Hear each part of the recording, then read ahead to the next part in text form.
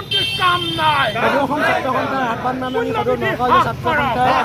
আমি মূল্য বৃদ্ধি হ্ৰাস কৰাৰ দাবী আজি আমি বিক্ষোভ কাৰ্যসূচী গ্ৰহণ কৰিছোঁ। ইয়াৰ বাবে অসম চৰকাৰক আমি জনাব বিচাৰিছোঁ যি হাৰত মূল্য বৃদ্ধি হৈছে ৰাইজৰ ওপৰত যি মানৱ অতি সোনকালে চৰকাৰখন যে সদায়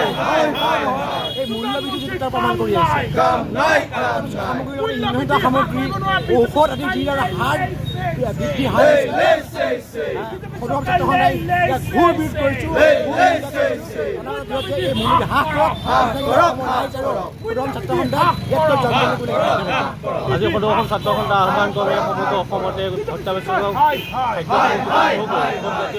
সামগ্ৰী যি মূল্য বৃদ্ধি হৈছে সেই মূল্য বৃদ্ধি প্ৰতিবাদত আজি আমি ধৰ্ণা কাৰ্যসূচী পালন কৰিছোঁ। আমি আজি ধৰ্ণা কাৰ্যসূচীৰ পৰা আমি অসম চৰকাৰ ভাৰত চৰকাৰক দাবী উত্থাপন কৰিছোঁ অতি শীঘ্ৰে এই অত্যাৱশ্যক সামগ্ৰীৰ মূল্যবোৰ ৰোধ কৰক, নহ'লে কিন্তু সদৌ অসম ছাত্ৰ সন্থা লগতে অসমৰ ৰাইজে ইয়াৰ বিৰুদ্ধে প্ৰতিবাদ সাব্যস্ত কৰিব আৰু অসমীয়া সমাজৰ কাৰণে